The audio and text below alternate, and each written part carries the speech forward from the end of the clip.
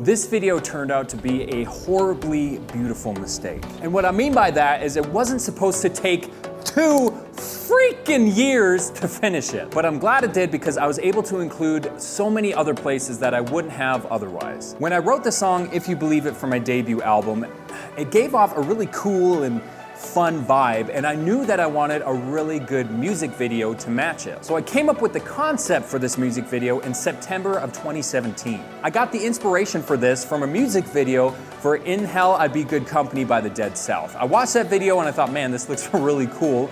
And I did a search online and I actually found a lot of other videos that are similar to it. But in all of them, it's of people just standing still while it transitions to new places. And I wanted to add an element of movement, of walking and interacting with my environment. So my wife and I and a friend, we had planned this trip to go to Australia and New Zealand in November, and I thought, great, I can actually film this music video while we're on our trip. So we get to New Zealand, and I was so blown away by the beauty of that country that I didn't want to bother trying to spend time filming a music video. The only shot I got in New Zealand was at the Hamilton Gardens. So then we go to Australia, we have 2 weeks there, and I'm thinking, okay, this is gonna be no problem, I can get the whole video done there.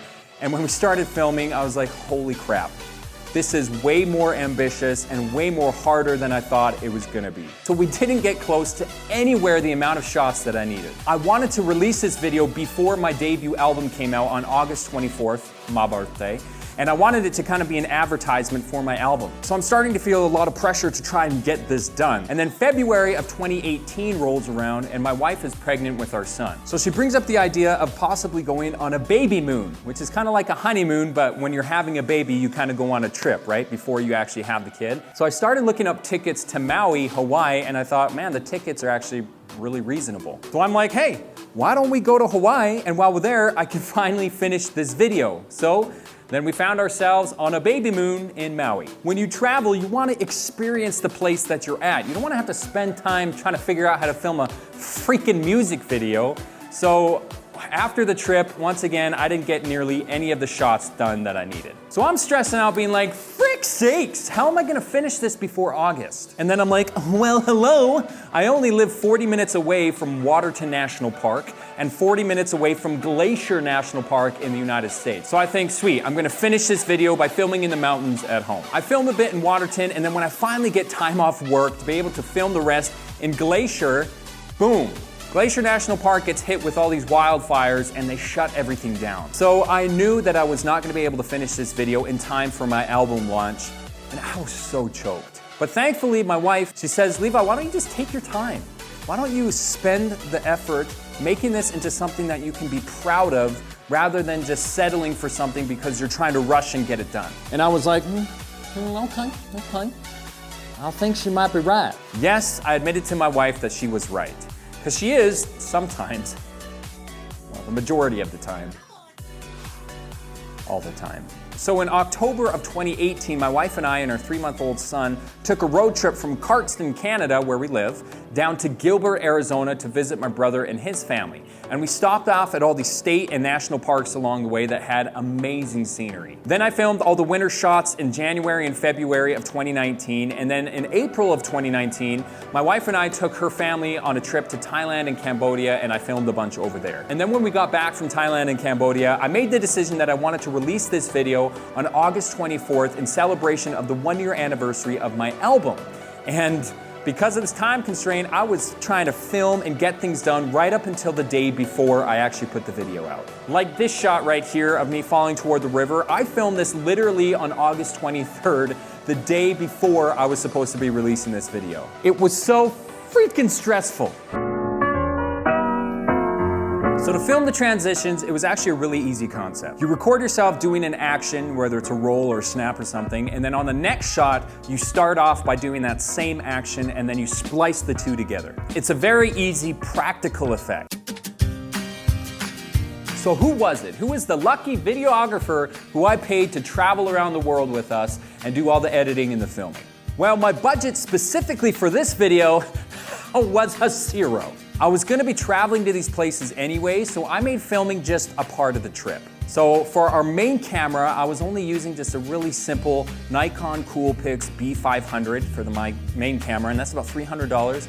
And then my iPhone is what I used for the other ones. And we had a gimbal to get all the smooth shots. We would literally just look at the footage on my phone and then try to put me in a position in the camera that sort of matched, which made editing a freaking nightmare because a lot of the shots weren't matching, and so I would have to expand the image and try to position it so that it was a really clean transition. Problem with that is that you lose quality. So there's a ton of shots that are kind of blurry, and that's because I had to wicked expand them to try and match them up positionally, and yeah. My videographer 90% of the time was my wife. And honestly, I'm surprised this video didn't end us in divorce. Half the shots she was like holding my son in one arm, and the other arm she had the gimbal, and she's trying to record this. And we had to do like 3 or 4 shots, and then Max would start crying, and I would be like, just one more, and it was frustrating. However, she did get her payback because the shot of me rolling down the sand dune in Australia,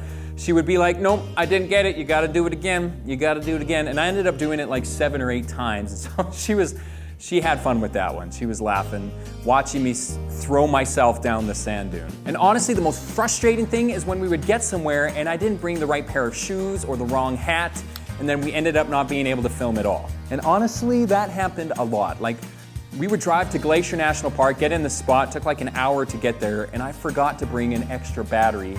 And so the camera would die, and we couldn't film anymore. So we'd come home, and then we'd have to go back there and do the same shot another day. This video wouldn't have happened at all if it wasn't for her. And honestly, I love her so much. I am the luckiest guy alive to have someone who puts up with my ADD and my constant requests of, hey, can you film this? Can you film this, please? Like, she is so patient. I've gotten a lot of flack from people who think that I use a green screen, which is completely bogus, and I'll get to that in a second. But one of the main reasons why they say that is because I wear the same outfit through the whole video. And they say, but there's no way that you could be wearing an outfit for 2 years. I had the exact same outfit through the whole video, the same hat, shirt, jeans, and shoes. And I would pack this outfit in a backpack wherever I traveled, and if I knew that I was gonna be filming that day, I would change into that outfit. And then when I was done filming, I would take it home, wash it, put it in the backpack for my next scene. I did this because I wanted it to feel like I was actually transporting to these different places through the duration of the 4-minute video, just like the movie Jumper. And if I would have been wearing different clothes, it would have ruined the continuity of the video, and it would have ruined the magic. Now, as hard as I tried to make everything the same, there are a lot of mistakes in the video, and I changed quite a bit over the 2 years. And it's really noticeable in the transition right here, because this was filmed when I lost weight, and then when I walked through the tree, I gained 30 pounds, because this is me at 240. There was also a shot where I forgot I had sunglasses on my head. We were waiting in Monument Valley National Park, and for this shot, we seriously sat in the car for like an hour and a half because cars kept driving by, and my wife and I were getting pretty frustrated, and so finally when there was a window where no one was around, I booked it out to the spot. In my haste, I completely forgot that I had freaking sunglasses on my head. Last but not least, did I use a green screen? No.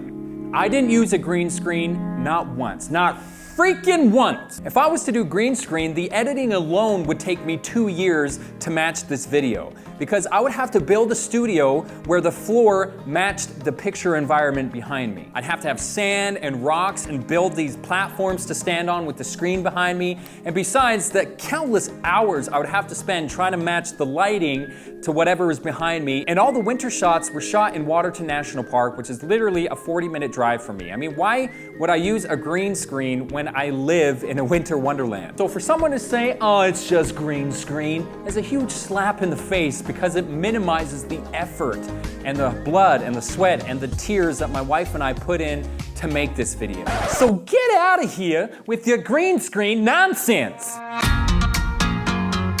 I want to say a huge thank you to everyone who watched the video and enjoyed it. My wife and I really appreciate it. I mean, I love making stuff like this.